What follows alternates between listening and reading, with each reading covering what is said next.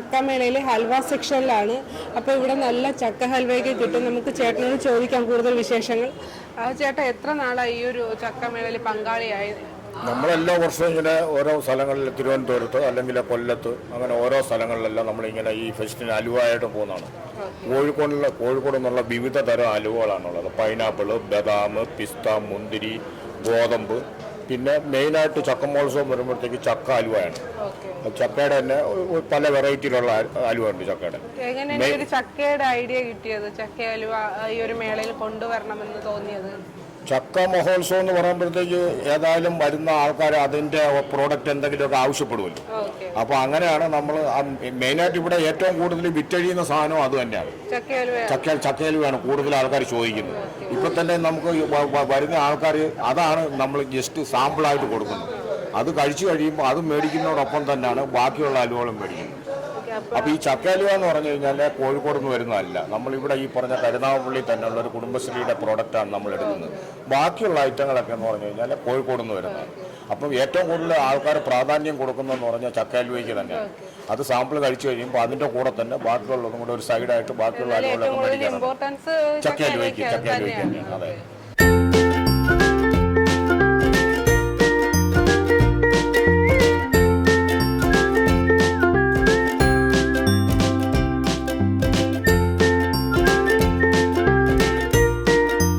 മേളയുടെ ഏറ്റവും ഹൃദയഭാഗത്താണ്. ഇവിടെ തേൻ വരിക്കയും വരിക്കച്ചക്കയുമാണ് നമ്മുടെ ഈ ഒരു പുറകുവശത്തായിട്ട് കാണുന്നത്.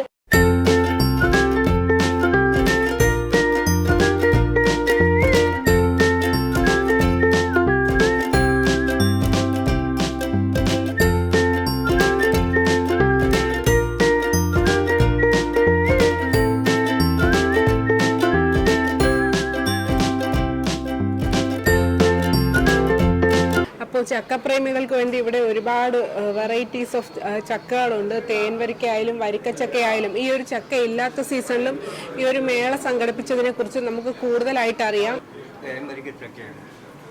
തേനൂറും ചക്കയാണ്, നല്ല മധുരമുള്ള ചക്കയാണ്. ഇവിടെ നിന്ന് കളക്ട് ചെയ്യുന്നത്. അപ്പൊ ഇതിനൊക്കെ ആവശ്യക്കാർ ഒരുപാടാണല്ലോ. ആവശ്യക്കാർ ഒരുപാടുണ്ട്. എല്ലാവരും വാങ്ങി പോകുന്നുണ്ട്. ഈ ഒരു സീസൺ എന്ന് പറയുമ്പോഴത്തേക്ക് ചക്കയ്ക്ക് ഒരു ക്ഷാമം നേരിടുന്ന സീസണാണ്. കാരണം പഴുത്ത ചക്കയൊക്കെ കിട്ടാൻ വേണ്ടിയിട്ട് ഒരുപാട് ബുദ്ധിമുട്ട് അനുഭവപ്പെടുന്നത്. അപ്പം എന്തുകൊണ്ടാണ് ഈ ഒരു സമയത്ത് ഇങ്ങനെ ഒരു ചക്കമേള ആരംഭിക്കണമെന്ന് തോന്നിയത്? ഇതിങ്ങനെ നമ്മുടെ മുതലാളി ഇതിങ്ങനെ ആഗ്രഹിക്കുക. പല സ്ഥലത്തുനിന്നും മുതലാളിക്ക് ചക്ക വരുന്നുണ്ട്. അപ്പൊ ചക്കപ്രേമികൾക്ക് വേണ്ടിയിട്ട് മുതലാളി അല്ലാതെ മാസം കായ്ക്കുന്ന ചക്കകളും ഉണ്ട്. അങ്ങനെ അത് പോയിട്ട് ശേഖരിച്ചു കൊണ്ടുവന്നിട്ടാണ് ഈ ഒരു ചക്കമേളയിൽ വിൽക്കാൻ വേണ്ടിയിട്ട് കൊണ്ടുവന്നിട്ടുള്ളത് അല്ലേ? ഇത് തേൻവരിക്കയാണ്, ഇത് സാധാ വരിക്കയാണ്. ഓക്കെ.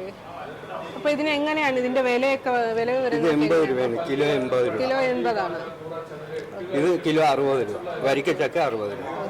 അപ്പൊ ഇതിനു മുമ്പ് എവിടെയായിരുന്നു ഈ ഒരു മേള സംഘടിപ്പിച്ചിരുന്നത്? ഇതൊക്കെ മുമ്പ് തിരുവല്ല കഴിഞ്ഞ് അവിടെ എങ്ങനെ ഉണ്ടായിരുന്നു ജനങ്ങളൊക്കെ? കുഴപ്പമില്ലായിരുന്നു. ചക്കയ്ക്ക് ഒരുപാട് ആരാധകരൊക്കെ ഉണ്ടായിരുന്നു. ഒരുപാട് കച്ചവടമൊക്കെ നടന്നിട്ടുണ്ടായിരുന്നു. ചക്കയുടെ പല പല വെറൈറ്റീസ് നമ്മുടെ അവിടെ ചക്ക അച്ചാറും ചക്ക അലുവയും അങ്ങനെ ചക്ക പായസമൊക്കെ വെളിയിലുണ്ട്. ചക്ക പായസമൊക്കെ ഇനി ഇതിന് പുറമേ ഉണ്ടല്ലേ? അപ്പൊ ഏതാണ്ട് ഒരു വൈകുന്നേര സമയം ആകുമ്പോഴായിരിക്കുമല്ലേ ഇവിടെ നല്ല തിരക്ക് അനുഭവപ്പെടുന്നത്? ചേട്ടന്റെ പേരെന്താ? എജീബ്. ഓക്കെ. ഈ ഒരു ചക്ക മേള നടത്തുമ്പോൾ ഇതിന്റെയൊക്കെ ഒരു മുതലാളിനെ നമുക്ക് പരിചയപ്പെടാം. ചേട്ടന്റെ പേരെന്താ? എന്റെ പേര് മാഹിൻ. ചേട്ടന്റെ സ്ഥലം എവിടെയാണ്? ട്രിവാൻഡ്രത്ത് തന്നെയാണ്.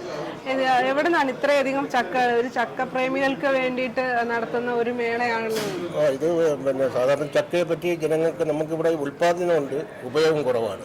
ചക്ക നമ്മൾ ഉൽപാദനത്തിന്റെ 80% വെളിയിലാണ് പോകുന്നത്. അപ്പോൾ കുറച്ചു നേരം ബോധവൽക്കരിക്കാനും ചക്കയ്ക്ക് ഉപയോഗം എന്തെന്നുള്ളതിനാണ് ഇത് വർഷം തോറും ഞങ്ങൾ നടത്തുന്നത്. കഴിഞ്ഞ വർഷം പുത്തിരിക്കണ്ടത്തായിരുന്നു. അപ്പോൾ അവിടെ പണി നടക്കുകൊണ്ടാണ് ഇങ്ങോട്ടാക്കിയത്. അപ്പൊ അവിടത്തെ അപേക്ഷിച്ച് ഇങ്ങോട്ട് സ്ഥലം മാറ്റിയപ്പോൾ ഇവിടെ ഒരുപാട് ആളുകൾ ഒരുപാട് ആൾക്കാർ വരുന്നുണ്ട്. ചക്കയെ പറ്റി ഇത് പറയുന്നുണ്ട്. ചക്കയുടെ ഉൽപാദനം കൂട്ടുക എന്നാണ് ഒറ്റ ലക്ഷ്യം. ആ ഒരു ലക്ഷ്യത്തോടു കൂടിയാണ് ഈ ഒരു മേള എല്ലാ വർഷവും സംഘടിപ്പിക്കുന്നത്. ഓക്കെ. അപ്പം ഒരുപാട് ഔഷധ ഗുണങ്ങളുള്ള ഈ ചക്ക എന്തായാലും ഈ ഒരു വൈകുന്നേര സമയങ്ങളിൽ ഈ ചക്കയ്ക്കൊക്കെ ഒരുപാട് ആളുകൾ വരുന്നുണ്ട് എന്നാണ് നമുക്ക് വിവരങ്ങൾ കിട്ടിയത്.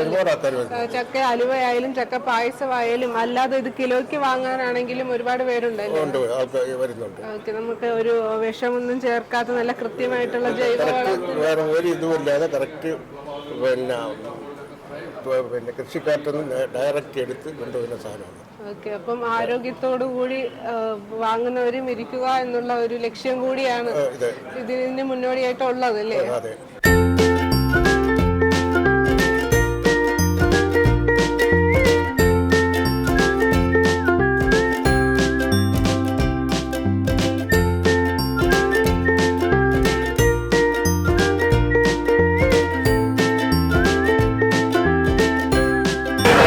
അപ്പോൾ ഈ ചക്കമേളയുടെ ഏറ്റവും ഹൈലൈറ്റ് ഐറ്റമായ ചക്ക പായസത്തിൻ്റെ സെക്ഷനിലാണ് നമ്മളിപ്പോൾ നിൽക്കുന്നത്.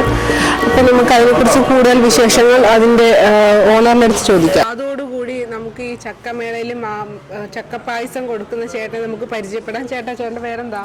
ബാബു. ബാബു. എത്ര നാളായി ഈ ഒരു മേളയിൽ പങ്കാളിയായ 5 വർഷമായി. 5 വർഷമായി. 5 വർഷം കൊണ്ട് ചേട്ടൻ തന്നെയാണ് ഈ ഒരു പായസം ഉണ്ടാക്കുന്നത്, ചക്ക പായസം ഉണ്ടാക്കുന്നത്. ചക്കപ്പായസം, മാമ്പഴ പായസം, ഒത്തിരി വെറൈറ്റി ഐറ്റം ഉണ്ട്. വെറൈറ്റി. അപ്പം ചക്കമേളയുടെ ഏറ്റവും ഹൈലൈറ്റ് ഐറ്റം എന്ന് പറയുന്നത് ചക്ക പായസമാണ്. മാമ്പഴ പായസത്തിനാണ് ഫേമസ്. ഓക്കെ. ഈ ഒരു മേളയിലായാലും കൂടുതൽ പേര് മാമ്പഴ പായസമാണ് ചോദിക്കുന്നത്. ഓക്കെ. എങ്ങനെയാണ് ഈ ഒരു ചക്ക പായസം മാമ്പഴ പായസം ഉണ്ടാക്കാനുള്ള ഒരു ഐഡിയ വന്നത്? ഐഡിയ എന്ന് പറഞ്ഞാൽ ജീവിതമാർഗം.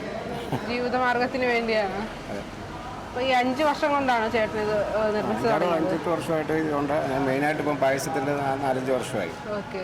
എങ്ങനെയാണ് ഇതിലൊരു ചേരുവകളൊക്കെ? പലരും പറയുന്നത് അവർ വീട്ടിലുണ്ടാക്കുന്നതിനേക്കാളും ടേസ്റ്റ് കൂടുതലാണെന്നൊക്കെയുള്ളത്. അപ്പോൾ എന്തൊക്കെയാണ് ഇതിലുള്ള ഒരു ചേരുവ എന്ന് പറയുന്നത്? മാങ്ങ നെയ്ക്കകത്ത് വഴറ്റി തേങ്ങാപ്പാലിനകത്ത് ഉണ്ടാക്കുന്നത്.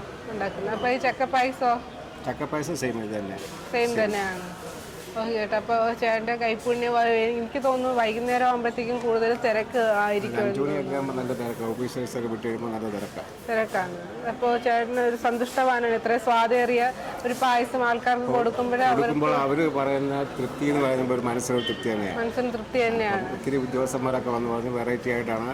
ഇപ്പം ഇത് ഫെഡറൽ ബാങ്കിലേക്ക് ഓർഡർ കിട്ടി. YMSC തിരുവല്ല കൊടുത്തേക്ക് 1000 പേർക്കുള്ള ഓർഡർ കിട്ടി. അപ്പോൾ അതൊരു സന്തോഷം തന്നെയാണ്. ഓക്കെ. അപ്പോൾ ഈ ഒരു ചക്കമേള എന്ന് പറയുമ്പോൾ തന്നെ ചക്കയെക്കുറിച്ച് കൂടുതൽ അവബോധം ആളുകളിൽ എത്തിക്കാൻ വേണ്ടിയിട്ടാണ് ഈ ഒരു മേള സംഘടിപ്പിച്ചിരിക്കുന്നത്. അപ്പോൾ അതിൽ ഈ ഒരു സ്പെഷ്യൽ ഐറ്റം കൊണ്ടുവന്നതിന് ചേട്ടൻ എന്തായാലും നന്ദി പറയണം. അത്രയ്ക്ക് ടേസ്റ്റി ആയിട്ടുള്ള ഒരു പായസമാണ്. കുടിക്കുമ്പോൾ തോറും നമുക്ക് അഭിപ്രായം അതെ. സന്തോഷമാണ് ചേട്ടന്. അപ്പോൾ ഇനിയുള്ള എല്ലാ ചക്കമേളകളിലും ചേട്ടൻ്റെ ഈ ഒരു സാന്നിധ്യം കാണുമെന്ന് നമുക്ക് പ്രതീക്ഷിക്കാമല്ലേ? 100%.